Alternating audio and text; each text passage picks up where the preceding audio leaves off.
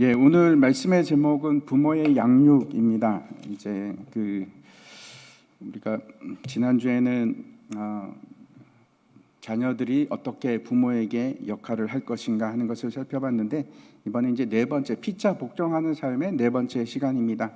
아내는 남편에게, 또 남편은 아내에게, 그리고 자녀는 부모에게 피차 복종하는 일이고, 오늘은 이제 부모가 자녀에게 복종하는 일이 어떤 것인가 하는 것을 보겠습니다. 부모가 이제 자녀에게 복종하듯이 자녀들도 부모에게 이제 복종하는 삶이 순종하는 삶인데, 지난 시간에 이제 왜 순종을 해야 되는가 하는 것을 우리가 살펴봤습니다. 왜 그런가 하면 우리는 그리스도인이기 때문에, 예수 믿는 사람들이라서 그렇습니다. 그리고 우리가 순종하는 삶을 사는 것은 창조의 질서일 뿐만 아니고, 그게 하나님께서 우리에게 주신 계명입니다. 명령입니다. 뿐만 아니고, 우리가 부모에게 순종하는 일은 우리에게 축복이 되는 그런 일입니다. 그래서 우리가 순종을 하는 것이고, 오늘 본문을 통해서는 부모가 왜 자녀에게 어떻게 역할을 해야 되는가, 어떻게 양육을 해야 되는가 하는 것을 살펴보도록 하겠습니다. 어떻게 하는 것이 부모가 그 자녀를 잘 양육하는 것일까요? 여러분 어떻게 생각하십니까? 어떻게 하는 것이 잘 양육하는 일이라고 생각을 하십니까? 책방에 가보면 이제 자녀 양육에 관한 책이 또 상당히 많습니다. 요즘에는 젊은 엄마 아빠들은 그런 거 가지고 공부도 합니다. 이렇게 어떻게 하면 자녀를 잘 키울 것인가. 그렇다고 해서 전문가처럼 하지는 못하고, 대부분의 부모들은 사실은 자녀를 어떻게 키워야 되는지 잘 모릅니다. 저도 마찬가지입니다. 늘 모두가 우리가 초보처럼 그렇게 행동을 합니다. 마치 이제 운전면허를 땄는데 운전을 어떻게 하는지 익숙하지도 않고, 어떻게 하는 것이 잘하는지도 못하고, 그런 상황이 우리에게 늘 있습니다. 우리가 부모가 됐는데도, 부모임에도 불구하고 늘 초보입니다. 우리가 이제 근대화 이전에는 유교의 문화 영향을 받아서 굉장히 엄하게 자녀를 키우는 그런 사회였습니다. 옛날에는 이제 자기 자신을 소개할 때 엄부 자모 아래서 키워졌습니다, 이렇게 이제 소개를 하지 않습니까? 엄한 아버지, 그다음에 자애로운 어머니 밑에서 제가 컸습니다, 이런 표현인데, 주로 이제 요즘에는 그게 바뀌어서 엄모 자부가 되는 것 같습니다. 엄한 어머니, 자유로운 아버지. 요즘에 이제 주로 어머니들이 아이들을 이제 집에서 돌보고 키우는데, 이제 막 그러면서 이제 애들을 잡으면은 아빠가 말리죠. 왜 그렇게 애들을 잡냐고. 감싸는 역할을 아빠가 합니다. 옛날하고 많이 바뀐 것 같습니다. 우리는 어떻게 하면 자녀를 양육을 잘 할 것인가? 어떻게 하는 게 좋을까요? 물론 이제 지금 우리 중에는 자녀를 다 키워서 우리는 다 키웠습니다, 끝났습니다, 그러시는 부모님들도 계실 것이고, 저는 아이가 없습니다, 아직 시집 장가 안 갔습니다, 아니면 아직도 아이가 없습니다, 그런 분도 계실 것이고. 그런데 이 일, 자녀를 양육하는 일은 비단 우리가 이제 우리 자녀를 양육할 뿐만 아니라, 그런 얘기뿐만 아니고, 우리는 항상 부모님이 계십니다. 그렇죠? 우리 부모님이 계십니다. 그래서 우리는 항상 자녀의 입장이고, 또 어떤가 하면 하나님 안에서 우리는 자녀들입니다. 그래서 이거는 하나님과 나와의 문제이기도 하고, 우리 부모님과 나와의 문제이기도 합니다. 어떻게 자녀를 양육할 것인가? 여러분은 어떻게 생각하십니까? 어떻게 자녀를 키운다는 것은 어떤 자녀를 키울 것인가 하고 굉장히 깊은 관련이 있습니다. 그렇지 않습니까? 만약에 목표가 다르면, 어떻게 키우고 싶다 하는 목표가 다르면 양육의 방법도 달라질 수 있을 겁니다. 제가 다시 한번 질문을 드리겠습니다. 어떤 자녀로 키우시기를 원하십니까? 굉장히 중요한 질문입니다. 그렇죠? 그 목표가 정해져 있기 때문에.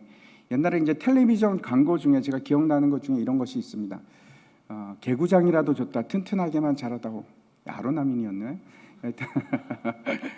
그게 그 카피가 대유행이 되어서 모든 사람들이 이제 그걸 아는 그런 것도 있었는데, 여러분은 어떻습니까? 개구장이라도 좋고 튼튼하게만 자라면 됩니까? 아니면 또 다른 목표가 있으십니까? 아마 이런 생각을 가지고 계실 겁니다. 우리 자녀들은 훌륭한 사람이 되었으면 좋겠습니다. 이제 그게 시간이 지나갈수록 자꾸 이제 허물어져 가지요. 예. 꿈이 무너지는 그런 경험을 하시는 분들이 많을 텐데, 훌륭한 사람은 어떤 사람일까요? 우리가 생각하기에 성공하는 사람, 그럴 수도 있고 어느 정도 지위도 있고 공부를 잘하고 그리고 또 돈도 좀 벌고 그런 사람을 원하지 않겠습니까? 우리가 부모라면 자식이 잘 되지 않기를 바라는 부모가 어디 있겠습니까? 아마 대부분 모두 그런 생각을 하리라고 생각을 합니다.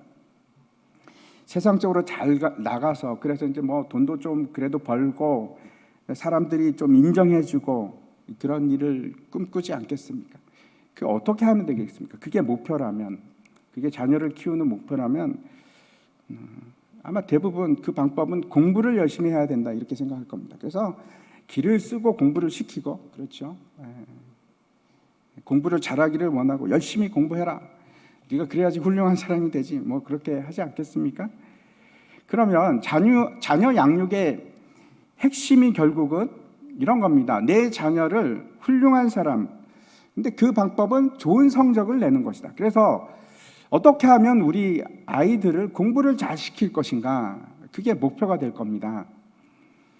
뭐 지금은 사실 공부를 잘한다고 해서 꼭 뭐 좋은 직업을 가지고 그런 것도 아닙니다. 그걸 보장해 주는 사회가 점점 아니게 되어 가고 있는 것 같습니다.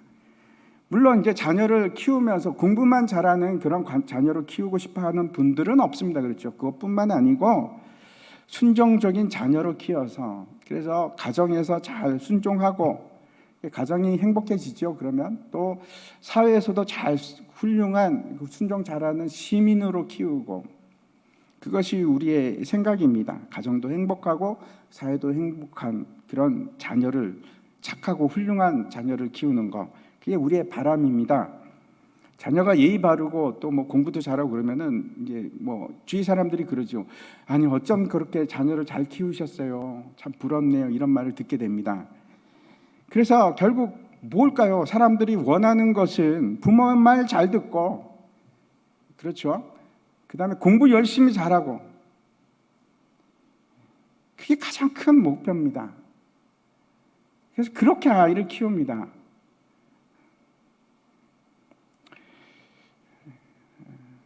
그게 정말 맞을까요? 그게 다일까요?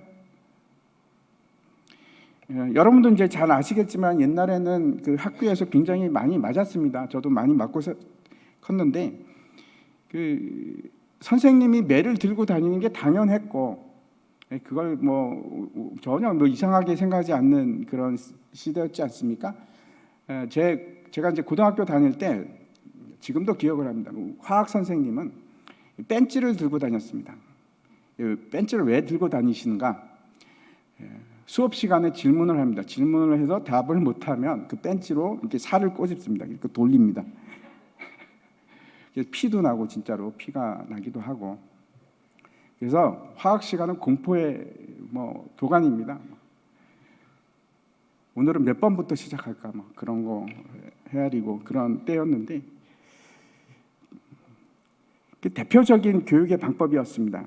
그걸 이제 또 다른 말로 우리가 이제 주입식 교육이라고 하고 도덕적인 교육, 윤리 교육 또는 율법이라고 할 수 있습니다. 그렇게 자랐습니다. 근데 지금은 전혀 다른 교육 방법을 사용하는 것 같습니다.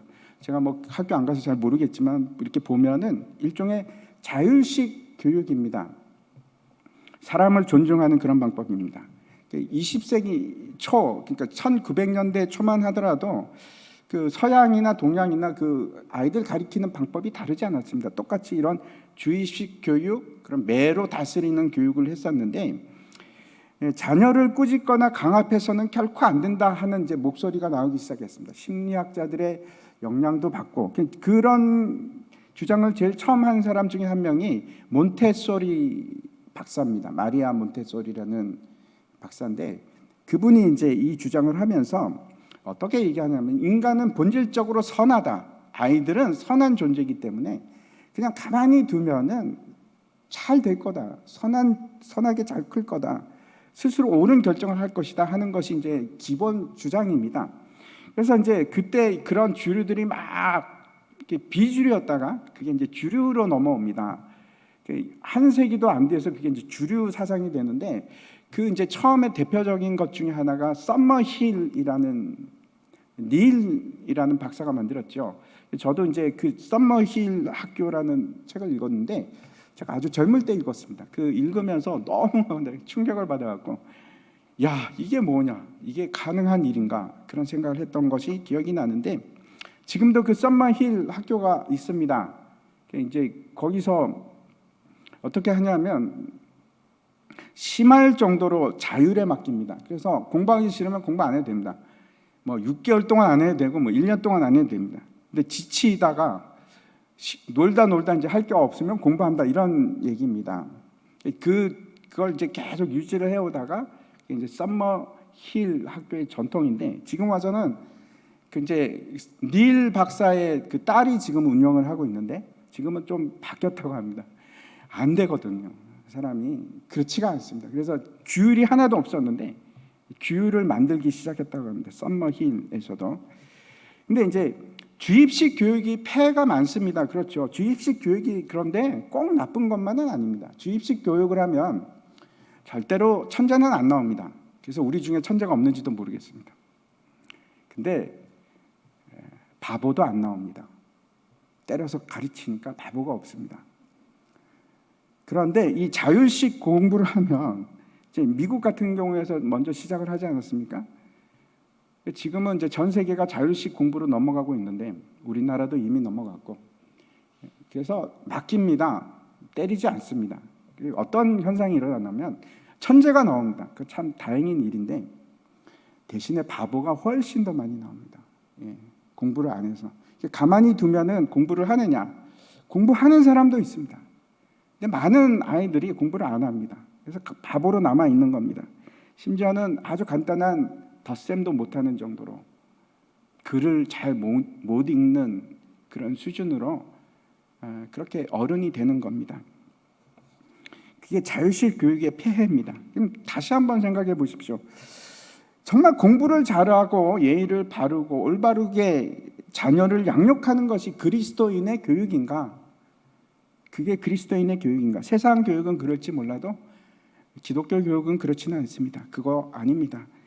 그러면 우리는 어떻게 자녀를 양육할 것인가? 먼저 우리가 생각할 것은 과연 언제나 옳은 방법이 존재하는 것인가? 이 방법은 자녀 교육을 이렇게 시키면 무조건 성공한다, 언제든지 잘 된다, 뭐 그런 방법이 있을까요? 정말 그런 자녀 교육의 방법이 있을까요?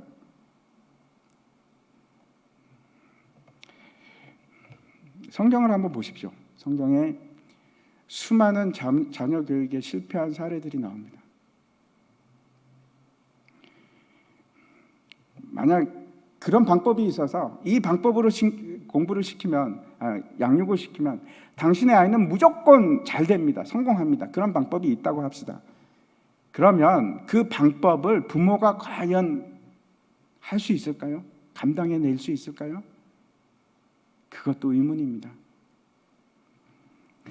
오늘 말씀을 통해서 그러면 우리는 어떻게 자녀를 양육할 것인가? 우리에게는 성경이 있습니다. 하나님의 말씀이 있습니다. 한번 보도록 하겠습니다. 1절부터 3절까지 말씀 먼저 제가 다시 한번 읽겠습니다. 자녀들아, 주 안에서 너희 부모에게 순종하라. 이것이 옳으니라. 내 아버지와 어머니를 공경하라. 이것은 약속이 있는 첫 계명이니 이로써 내가 잘되고 땅에서 장수하리라. 성경은 우리에게 자녀들은 주 안에서 부모에게 순종하라, 이렇게 말씀을 합니다. 이것은 성경이 자녀들에게 말씀하는 것뿐만 아니고 또 누구에게 하는가 하면 우리 부모들에게도 하는 말씀입니다. 부모들에게도 똑같은 이 말씀을 하는 겁니다. 그래서 부모에게 있어서는 이것을 자녀들에게 알릴 필요가 있습니다. 가르칠 필요가 있습니다. 부모에게 자녀의 성경은 자녀에게 성경은 너희에게 부모에게 순종하라고 요구하고 있어 라고 가르쳐야 되는 겁니다. 한번 넘겨주십시오. 순종을 가르치십시오. 이것이 지극히 옳은 일입니다. 성경이 얘기하고 있습니다. 그렇게 순종하라고 가르치는 겁니다. 그리고 자녀들이 부모를 공경하도록 가르치십시오. 모릅니다. 자녀들은 모릅니다. 그것이 하나님의 계명인지를 모릅니다. 그리고 그것이 하나님의 축복인지를 모릅니다. 그래서 가르치는 겁니다. 그리고 부모를 공경하는 일은, 섬기는 일은 하나님의 대리자로 이 땅에서 부모 역할을 하는, 양육하는 부모님을 공경하는 것이고, 그 부모님을 공경하는 것이 곧 누구를 공경하는 일인가? 하나님을 공경하는 일입니다. 그래서 가르쳐야 되는 겁니다. 나를 위해서가 아니라 하나님을 위해서 가르치셔야 합니다. 이것이 첫 번째입니다. 순종을 가르치십시오. 두 번째 보겠습니다. 4절 말씀 보도록 하겠습니다. 4절 우리 같이 읽겠습니다. 시작.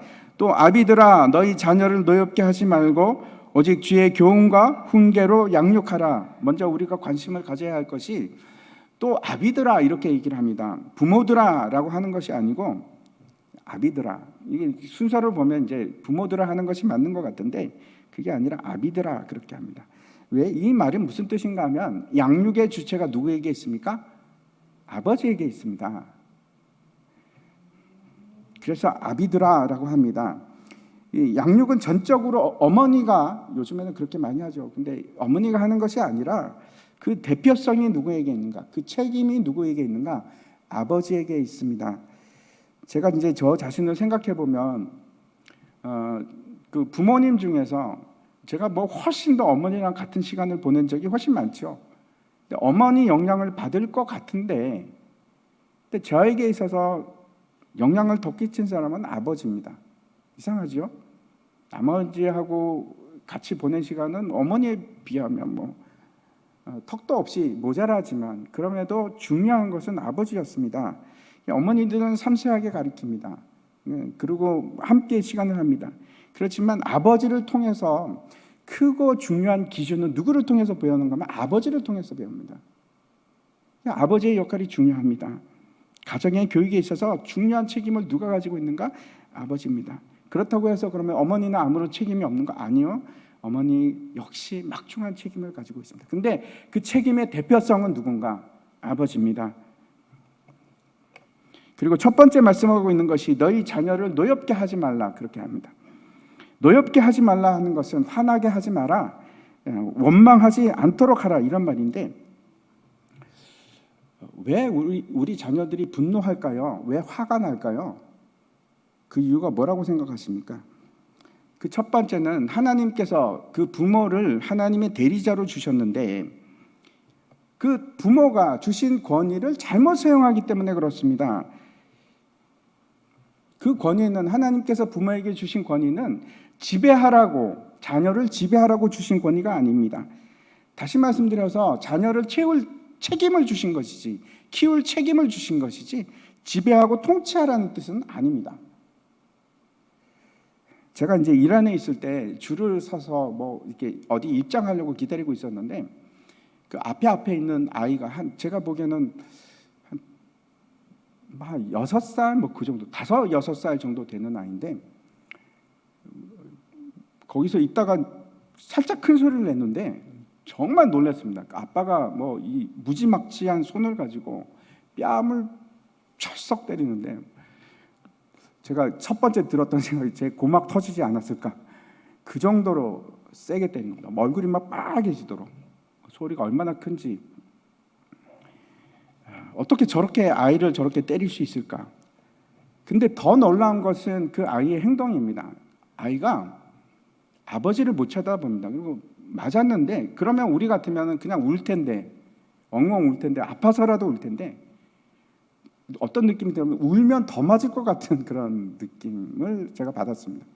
그리고 아버지를 쳐다보지도 않고 아무 일도 없었다는 듯이 그냥 평범한 걸로 돌아가는 겁니다. 그래서 제가 그걸 보면서 야, 쟤는 그루밍 상태에 있구나. 심리적으로 완전히 지배를 당하고 있어서 반항을 하지 못하는구나. 이런 생각을 했습니다. 무기력입니다. 그 아이가 대항하지 못하지만 그 속에는 그럴 때마다 깊은 분노가 쌓이는 겁니다. 부모가 언제나 옳은가? 여러분 어떻게 생각하십니까? 부모가 항상 옳습니까? 그렇지 않다는 걸 우리가 잘 알지 않습니까? 그럼에도 불구하고 부모는 늘 자녀를 대할 때 나는 옳다가 기본적인 입장입니다. 나는 옳고 너는 틀렸다. 나를 따라야 된다. 나는 모든 걸 다 알지만 너는 모른다. 그게 기본적인 입장입니다. 다시 말씀드려서 하나님의 대리자로 세웠다는 것은 섬기고 잘 양육하기 위해서 세웠는데 하나님 같은 존재가 되려고 하는 겁니다. 그래서 아이 입장은 고려하지 않습니다. 내 입장이 항상 우선이고 부모 입장이 우선입니다. 부모의 관점을 주입시키는 것은 여러분 결코 옳은 방법이 아닙니다. 어떤 경우에도 옳지 않습니다. 내 입장을, 내 주장을 관철시키는 것은 아닙니다. 아이의 입장을 고려하셔야 됩니다. 왜 부모는 늘 옳지? 왜 엄마 아빠는 내 입장을 생각해 주지 않는 걸까? 하나님께서 우리를 대리자로 세우신 것은 지배하고 통치하기 위함이 아니고 하나님같이 행하라고 주신 권리가 아닙니다. 우리는 하나님이 아닙니다. 그래서 틀릴 수도 있고 실수할 수도 있고 완전하지 않습니다. 또 아이가 이해하지 못할 수도 있습니다. 그때 아이의 관점으로 보시기 바랍니다. 내 관점으로 보는 것이 아니고 아이의 관점으로 봐서 아이를 지배하려고 하는 것이 아니고 내가 그렇게 하면 아이가 화가 나는 겁니다. 화가 나는 겁니다. 두 번째, 왜 자녀가 상처를 받을까요? 그 이유는 부당하다고 생각하기 때문에. 흔히 아이들이 그럽니다. 왜 나만 그래야 돼? 저 애도 그렇잖아. 왜 나만 벌을 받아야 돼? 왜 나만 못하게 해? 다른 아이는 하는데. 그러면 우리가 흔히 하는 것이 안 된다면 안 돼. 그만해. 이제 그런 식으로 이제 권위로 밀어세우기 시작합니다. 아이들은 부당하다고 생각하고 그다음에 이해할 수 없으면 그럼 화가 납니다. 성경에는 그렇게 하지 말라고 합니다. 화내게 하지 말라고 합니다. 부당하게 하시면 안 됩니다. 어떤 경우에도 화내게 하시면 안 됩니다. 그거 잘못한 겁니다. 그런 때는 부모라도 용서를 빌어야 됩니다. 내가 너에게 화내게 했지 미안하다고.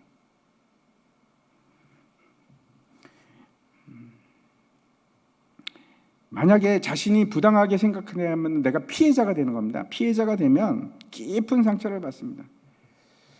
그 피해자가 된 그 상처는 어른은 가해자의 입장에서 잊어버립니다. 무슨 일이 있었는지 잊을 수 있습니다. 그런데 아이는 피해자는 그 일을 잊지 않습니다. 제가 이런 기억이 있습니다. 제가 아주 어릴 때인데 5살도 채 안 됐을 것 같습니다. 근데 이제 시장에서 풀빵을 사 온 걸 이제 먹고 있었습니다. 먹고 있었는데 그때 우리 사촌 형님이 오셨습니다. 사촌 형님은 형님이지만 아버지 뻘입니다. 저희 아버님이랑 거의 나이가 연세가 비슷하십니다. 근데 그분이 오셔갖고 화를 내고 혼을 내시는데 얼마나 혼이 났는지 제가 그 얼굴이 지금도 기억이 납니다. 50년이 넘었는데 얼굴이 기억이 납니다. 잊을 수가 없습니다.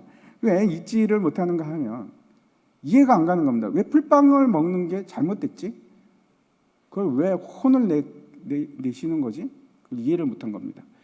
이제 사촌 형님은 네가 거지냐? 그때는 뭐 그런 게 있어서 그랬던 것 같습니다. 네가 거지냐? 왜 풀빵을 먹냐? 풀빵이 맛있지 않습니까? 그래서 먹는데 이해를 못한 겁니다.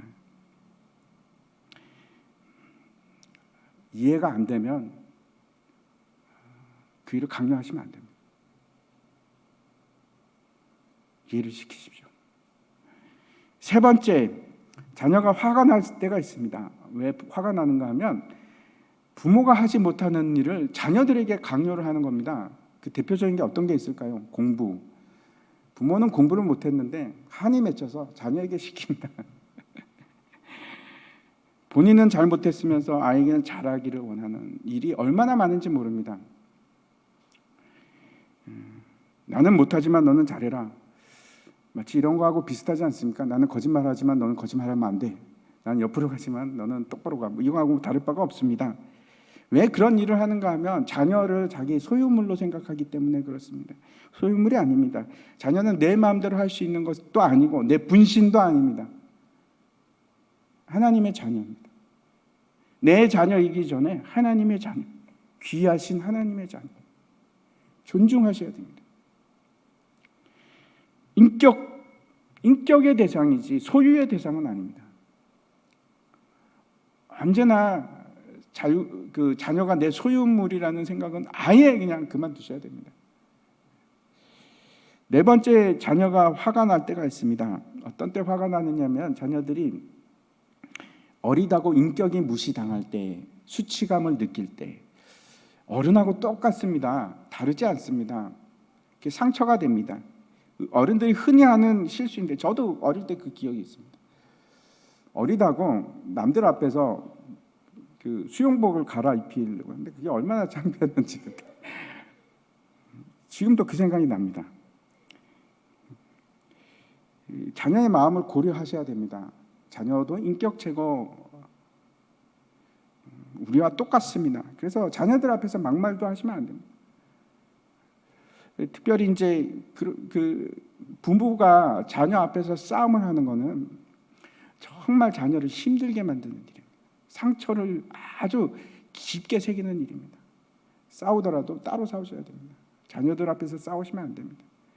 자녀들 앞에서 내 배우자를 욕한 것은 얼마나 깊은 상처를 주는지 모릅니다. 자녀들에게. 그런 것들이 자녀들 마음속에 다 새겨집니다. 우리 아빠가 우리 엄마에게 이런 말을 했어. 잊지 못합니다.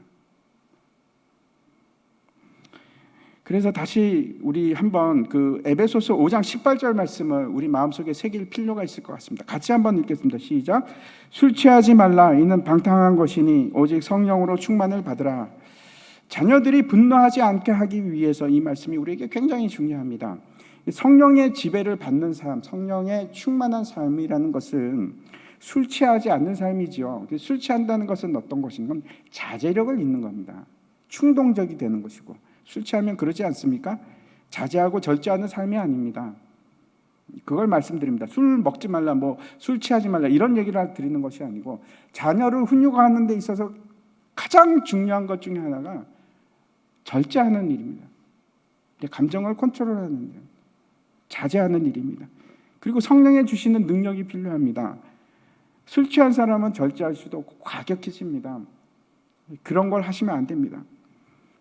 그 반대 행동을 취하셔야 됩니다. 언제나 일정하고 내 지금 분노가 조절이 되고 억제된 상황. 그렇지 않으면은 아무런 훈육의 효과가 나타나지 않습니다. 술 취하게 되면 그렇죠. 본능에 의존하지 않습니까? 충동적이 되고.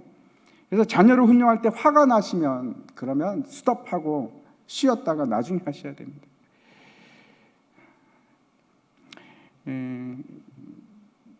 자녀들에게 있어서 또 가장 화나는 것 중에 하나가 이런 겁니다. 일관성이 없을 때, 부모가 일관성이 없을 때, 그러면 더 이상 부모를 믿지 않습니다.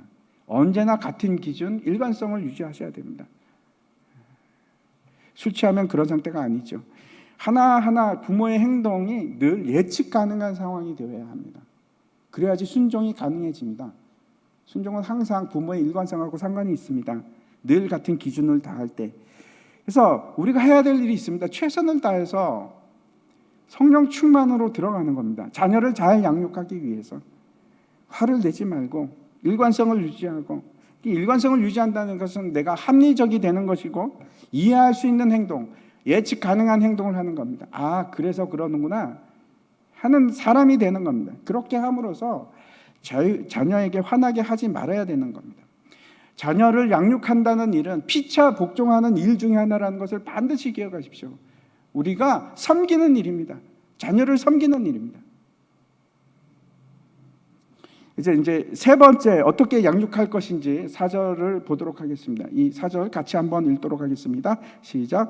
또 아비들아 너희 자녀를 노엽게 하지 말고 오직 주의 교훈과 훈계로 양육하라. 세 번째 말씀하고 있는 것은 오직 주의 교훈과 훈계로 양육하라. 먼저 양육하다 하는 것이 무슨 뜻인지 한번 생각해 보겠습니다. 양육하다는 것은 성숙할 때까지 키우고 먹이고 기르라 그런 뜻입니다.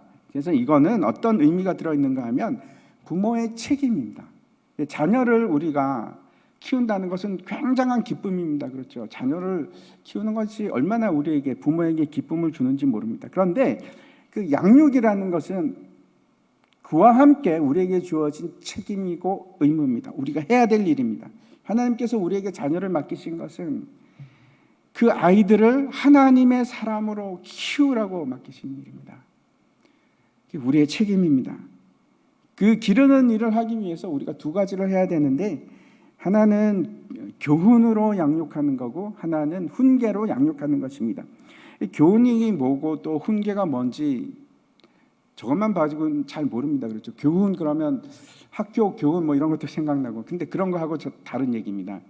이제 교훈이라고 하면 우리 좀 부드럽게 보이고 훈계라 그러면 좀 책망하는 그런 걸로 보일 수 있는데 반대입니다. 훈계라는 것은 말로만 하는 것이고 교훈이라는 것은 가르치고 훈련하고 징계하는 것을 얘기합니다. 이 세 가지를 얘기하는 겁니다. 그래서 교훈으로 양육하다 하는 것은 때로는 징계를 하고 때로는 훈련을 하고 그리고 가르치고, 그래서 행동으로 보여주는 관계를 의미합니다.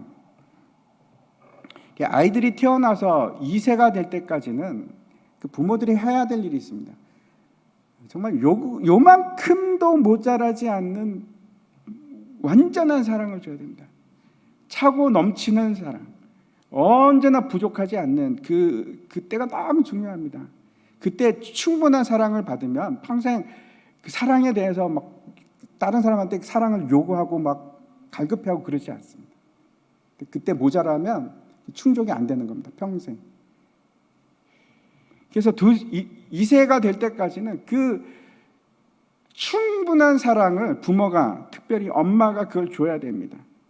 그리고 나서는 그때부터 2세가 넘어가기 시작하면 그때부터 이제 교훈을, 다시 말씀드려서 우리말로 하면 적당한 말이 훈육이라고 하면 좋겠습니다. 그 훈육을 하셔야만 됩니다.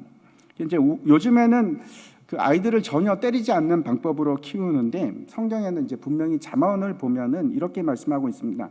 13장 24절인데 매를 아끼는 자는 그의 자식을 미워함이라 자식을 사랑하는 자는 근실히 징계하느니라.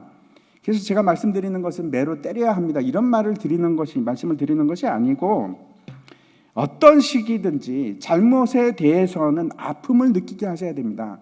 이게 왜 중요하냐면, 그게 뭐 매가 됐든지 뭐 손을 들고 벌을 쓰든지 간에 죄에 대해서 반드시 결과가 있다는 것을 가르치셔야 됩니다. 나쁜 일에 대해서, 위험한 일에 대해서는 반드시 아프구나, 어려운 일이 생기구나 하는 것을 배우는 일입니다. 이걸 율법이라고 합니다. 여러분, 율법 없이 은혜라는 게 존재할까요? 십자가 죽으심이 없이 우리가 하나님의 은혜라는 것을 이해할 수 있을까요? 불가능합니다. 우리가 율법이 없으면 은혜를 알 수 있는 방법은 없습니다. 죄의 대가 때문에 죽을 수밖에 없는 존재였음을 절실하게 깨달은 후에 그리고 은혜가 임하는 겁니다. 이걸 알지 못하면 은혜라는 개념 자체가 형성이 되지가 않습니다. 그래서 아이들에게 있어서 이거는 너무나 중요한 일입니다. 이를테면 아이가 물 가까이 갑니다. 물 가까이 가면 엄마들이 어떻게 합니까? 가지마, 안 돼. 또 한 번만 더 가면 혼나. 그러면 아이가 더 이상 안 갑니까? 반드시 또 갑니다. 혼이 어떤 혼인지를 테스트합니다, 아이들. 그래서 너 두 번째 말했어. 또 세 번째 가면 너 큰일 나. 뭐 매를 맞을 거야? 그러면 진짜 맞는지 안 맞는지 테스트하죠. 그게 인간의 본성입니다. 그럴 때 제가 뭐 세게 때리라는 것이 아니고, 이게 얼마나 위험하고 나쁘고 생명에 관계되는 일에 대해서 그 결과가 있다는 것을 보여줘야 됩니다. 그래서 율법이 필요합니다. 어떤 식으로든. 근데 그게 길 필요는 없습니다. 그런데 반드시 어느 때는 그것이 필요합니다. 그래서 성경에는 매를 아끼지 말라고 얘기합니다. 그게 율법입니다. 근데 율법만 필요할까요? 아니요. 아이들도 마찬가지입니다. 아이들도 은혜가 필요합니다. 여러분 생각해 보십시오. 아이들은 여러분의 아이들은 아니면 어린 아이들은 은혜에 이르는 거듭난 아이들입니까? 그 아이들 역시 죄와 허물로 죽은 자들입니다. 그래서 그 아이들을 예수 그리스도 안에서 거듭난 자로 만드는 것이 그게 양육인데, 그 일을 위해서 율법부터 시작해서, 근데 그게 뭐 꼭 기려야 된다는 건 아닙니다. 그게 아파야 된다는, 뭐 너무 아프다 그런 얘기는 하는 것이 아닙니다. 근데 어떤 형식으로든 뭐 손을 들든 어떻게 됐건 간에 죄에 대해서 벌이 있다는 것을 알게끔 하는 겁니다. 근데 이것도 또 얼마나 중요한가 하면, 자녀들이 만약에 죄에 대해서 그 값이 없다는 것을, 값이 있다는 것을 모르고 죄를 범했는데도 아무 일도 일어나지 않아. 그러면 어떤 상태가 되는가 하면 불안한 상태가 됩니다. 사람이 참 신기하지만 그렇습니다. 불안합니다. 죄를 지었는데 그 결과가 없는 겁니다. 그럼 불안하게 만드는 겁니다.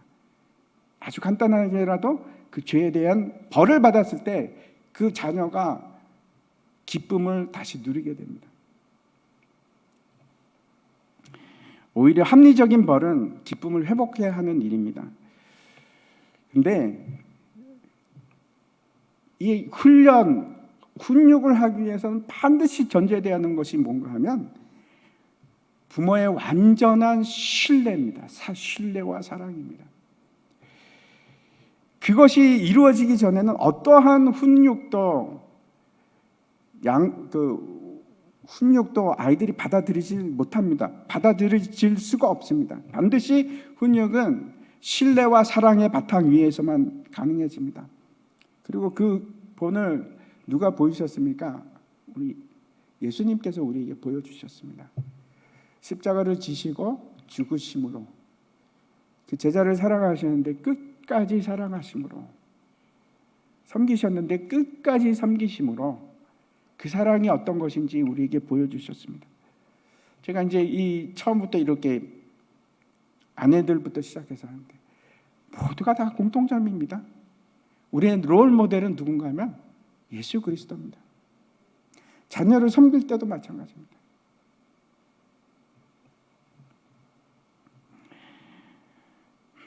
부모의 사랑과 희생은 자녀에게 어떤 걸 주냐면 확신을 주고 신뢰를 줍니다. 훈육은 그 위에서 이루어지는 겁니다. 또 필요한 것이 뭔가 하면 주의 훈계입니다. 훈계라는 것은 말로 가르치고 경고하고 그런 것을 말하는데, 신명기 4장 9절 말씀을 보도록 하겠습니다. 제가 읽겠습니다. 오직 너는 스스로 삼가하며 내 마음을 힘써 지키라. 그리하여 내가 눈으로 본 그 일을 잊어버리지 말라. 내가 생존하는 날 동안에 그 일들이 내 마음에서 떠나지 않도록 조심하라. 너는 그 일들을 내 아들들과 내 손자들에게 알게 하라. 모세가 가나안 땅에 들어가기 전에 이스라엘 백성들에게 한 말씀입니다. 너희 마음을 지키고, 그리고 뭐라고 합니까? 하나님께서 행하신 일들을 기억하라. 잊지 마라. 내가 살아있는 동안에 잊지 말고, 그리고 그걸 어떻게 하라고 합니까? 아들들에게, 그리고 그 아들들의 아들들, 여기는 손자라고 기록이 되어 있죠. 손자들에게 알게 하라. 한 세대가 광야를 통과하면서 구원을 경험합니다. 자신의 잘못과 하나님의 그 무한한 사랑과 은혜와 기적을, 구원의 역사를 경험합니다. 근데 그 결과로 그 가나안 세대들이, 그 광야 세대들이 그 결과로 축복의 땅으로 들어갑니다. 젖과 꿀이 흐르는 그 가나안 땅으로 들어가서 축복을 경험하게 되는데, 근데 문제는 그 다음 세대입니다. 그 다음 세대는 축복 가운데 태어났습니다. 축복 가운데 태어나서 뭘 알지를 못하냐면 구원의 기적과 경험, 고난을 경험한 적이 없습니다. 그래서 정확하게 구원에 대해서 모르는 겁니다. 그게 전달이 되지 않습니다. 두 번째 세대로 가면. 왜냐하면 축복 가운데 있었으니까. 그리고 그러면 그 자신들은 그 가운데 있는데 그 다음 세대에게 뭘 전해주겠습니까? 전해줄 게 없는 겁니다. 그래서 그 일이 끊기기 시작합니다. 그래서 그 다음에는 하나님을 떠나는 일이 일어나고 타락하는 일들이 일어나기 시작합니다. 그게 가나안 땅으로 들어가서 그 일들이 계속해서 반복이 됩니다. 그 대표적인 성경의 그 예를 보면은 누가 그런가 하면 다윗입니다. 다윗과 그 아들 솔로몬, 그리고 그 아들 르호보암. 다윗이 엄청난 하나님의 은혜를 경험하고 구원을 수도 없이 체험합니다. 죄를 사해 주시는 하나님의 은혜를 경험합니다. 근데 그 다윗 때문에 솔로몬이 어마어마한 축복을 받습니다. 근데 그 솔로몬은 그걸 잘 모르는 겁니다. 그 안에 그게 없으니까, 구원의 경험이 없으니까, 훈련의 경험이 없으니까 그 말년에 느끼죠.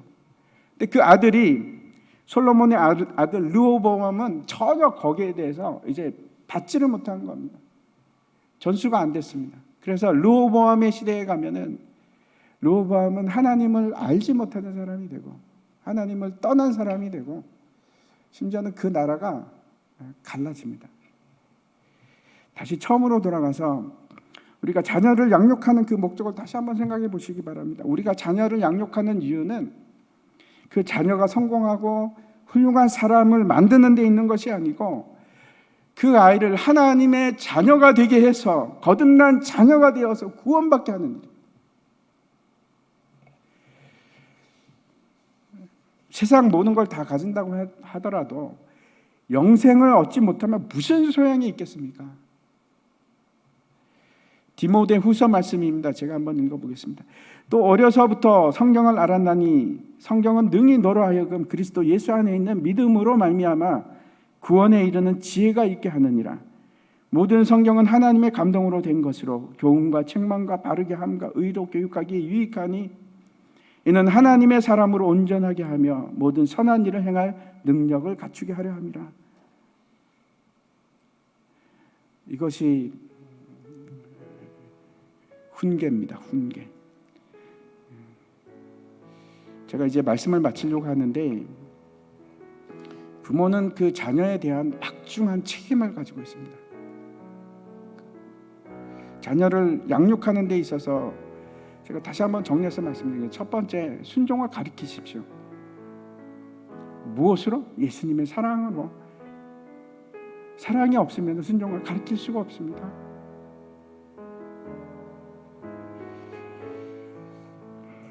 예수님께서 우리에게 그 본을 보여주셨습니다. 낮아지시고 자신을 희생하심으로 하신 사랑입니다. 두 번째, 자녀를 노하게 하시면 안 됩니다. 우리의 자녀이기도 하지만 먼저는 하나님의 자녀입니다. 존귀한 자들입니다. 존중하셔야 됩니다. 내 소유물이 아닙니다. 화나게 하시면 안 됩니다. 앞으로는 그렇게 하지 마십시오. 화나게 하지 마십시오. 세 번째는 하나님의 말씀으로 가르치셔야 합니다. 훈육하시되 하나님의 은혜가 무엇인지 깨닫게 하셔야 됩니다. 어떻게 그게 가능할까요? 우리 다음 세대는 어떻게 그걸 알게 할까요? 내가 은혜 가운데 들어가지 않으면 그 일을 가르쳐 줄 수가 없습니다. 그 보여주셔야 됩니다. 삶 속에서 은혜가 어떤 것인지 우리 자녀가 깨닫게 해야 되는 겁니다. 말씀을 가르치십시오. 때가 날 때, 시간이 날 때마다 하나님의 은혜가 뭔지 알게 하셔야 됩니다.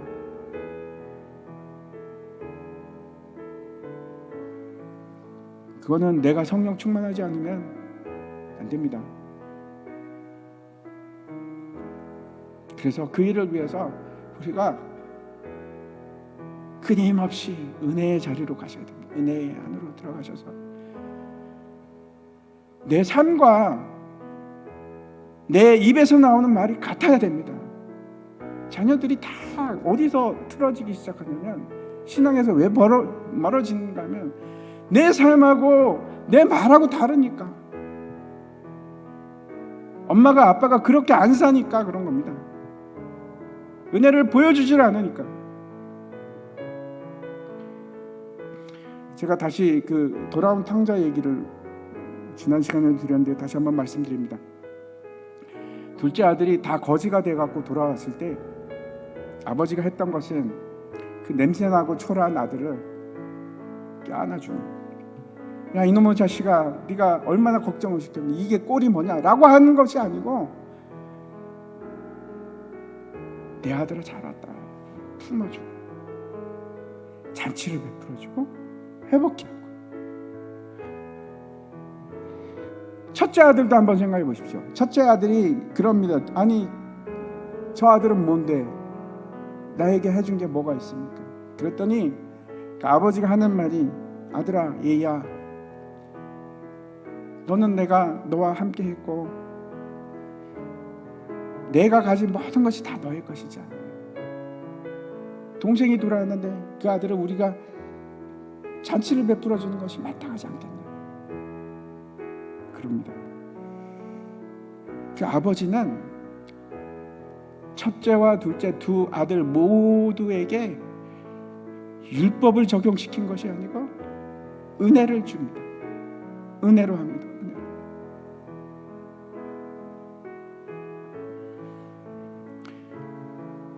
결국 우리가 해야 될 것이 뭔가 하면 자녀에게 은혜를 알게 하는 겁니다. 하나님의 은혜가 무엇인지 깨닫게 하는 겁니다. 그 일을 하십시오. 꼭 하십시오. 그것이 우리 자녀에게 그 하나님의 은혜를 알게 하는 것이 우리가 바로 자녀를 섬기는 일입니다. 우리가 자녀에게 피차 복종하는 일입니다. 그 일을 하시기 바랍니다.